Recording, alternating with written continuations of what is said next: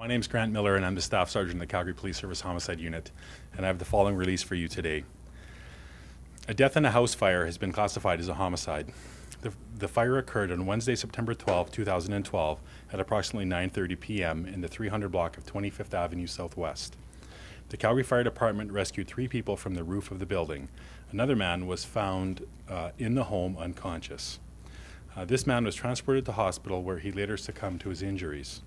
The victim has been identified as Daniel McWha, 57 years of age, of Calgary. The Office of the Chief Medical Examiner determined that the man died from fire-related injuries.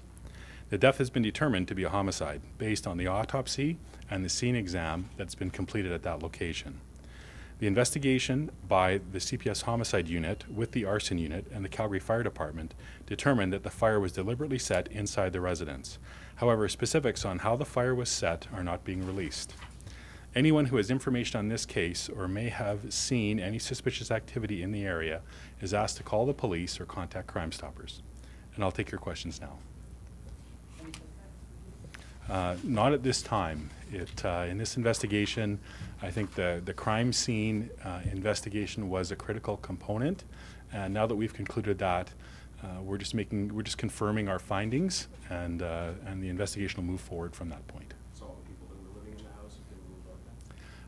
There were approximately half a dozen people living in the residence at the time of this. They've all been spoken to and they've all cooperated with the investigation. Was this rooming house like a facility of any kind or treatment? So I believe that this location was connected to Alpha House, and the exact relationship there, we believe that Alpha House rents out this location to further their advances in the community.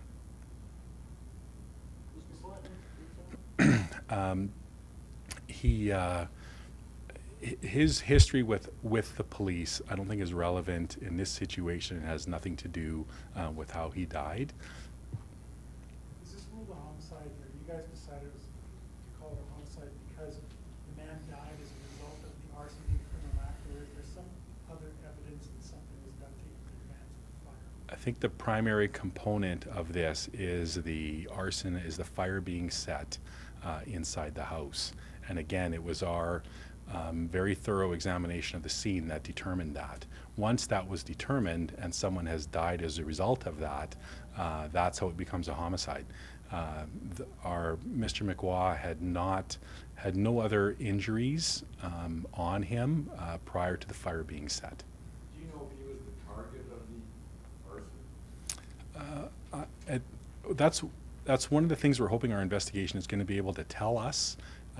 Again, the arson was set inside the residence, and because of that, someone's died. That's what makes it a homicide. We're hoping that our investigation is going to be able to tell us maybe the intent of the person that set the fire. So was it set closer to him than anybody else, or was it just you didn't happen to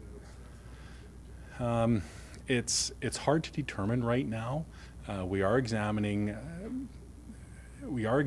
what the intent of the person that set the fire may have been. So we're not ruling out the fact that someone in the house may have been targeted or that this victim was specifically targeted. It's just too early to tell yet.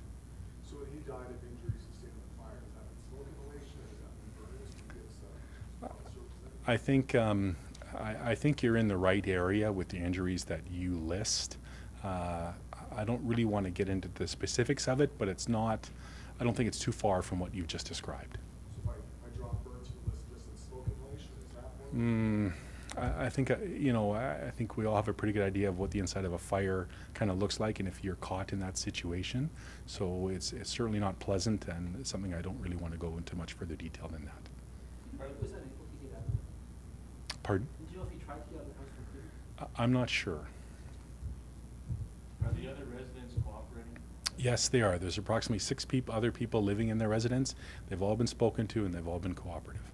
Do you know if you have previous residents at all when the building was targeted? And again, I think the question of targeting this residence, I think the opposite of that is this random. We don't think it's random. I think what that may look like is a Molotov cocktail situation or kids or something. So we're satisfied that it's past that, and it was specifically set inside this residence. Is it possible that the victim was the person who set the fire?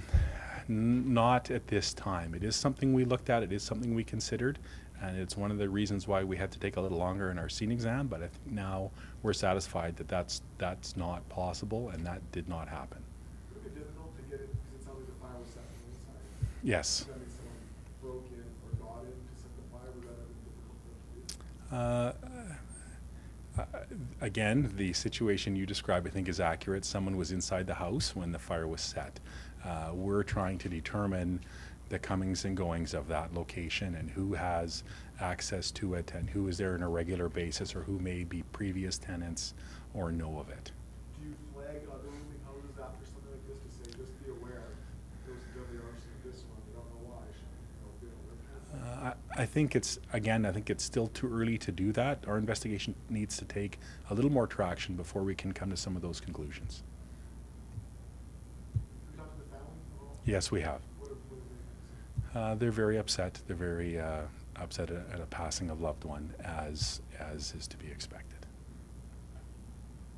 So just so I'm clear, the residents that live there, the people who were there, have been cooperating, moved all of them out as suspects? We suspected somebody that doesn't live there to cause this? I think that that's, again, fairly accurate. We've spoken to the people who live there, and I think we're satisfied with the explanations that they've provided.